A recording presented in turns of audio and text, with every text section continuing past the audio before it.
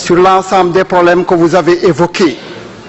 Je m'attarderai essentiellement sur le problème que je trouve le plus important, l'unité nationale. Vous avez parlé d'unité nationale. Maintenant, pour le dernier mandat du président de la République, n'est-il pas trop tard? Comme je l'ai déjà dit, vous avez raté le coche. Après la prière de Keïdi, les espoirs des exclus étaient très grands. Personnellement, j'étais prêt à aller jusqu'au bout avec ce pouvoir contesté, pourvu qu'il ne recule pas par rapport à ses engagements. Min jiɗinum ɓamtude gala fabru kono min tawi gasata. Malgré tout ce que nous avons subi, nous étions prêts pour le pardon en vue de la réconciliation nationale. Nous avions cru à l'homme providentiel, mais malgré tout le courage physique qu'on lui reconnaît volontiers, il n'a pas été au rendez-vous du courage politique. C'est Amilcar Cabral qui écrit dans Le pouvoir des armes que la petite bourgeoisie ne peut jouer un rôle révolutionnaire que si elle se suicide en tant que classe. Votre État, Monsieur le Premier ministre, est resté ce qu'il a toujours été, celui d'une communauté dominante. Et pour qu'il puisse exercer la rupture systémique, il faut qu'il se suicide en tant que race ou ethnie. Aujourd'hui, le système est finalement clôturé. N'étant pas intelligent, ce système n'a pas su utiliser tous les ressorts qui étaient à sa portée pour se réformer à temps, à l'exemple de l'apartheid sud-africain. Mais le système est un animal qui, lorsqu'il a dévoré tout autour de lui, se retourne vers ses propres enfants. C'est pourquoi certains parlent aujourd'hui d'un système tribalisé.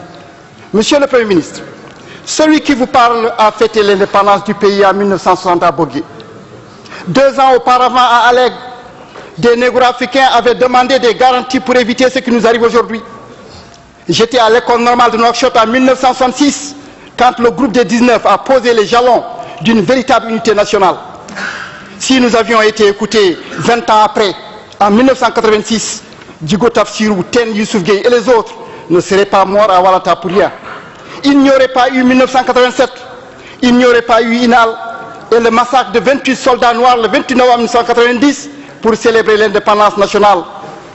On ne nous écoute pas parce que nous n'insultons personne. On ne nous écoute pas parce que nous refusons d'user la violence pour nous faire entendre.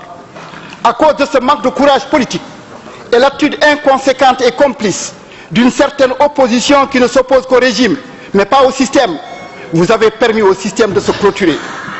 Comment allez-vous procéder maintenant pour le déconstruire? Par quel bout allez-vous commencer?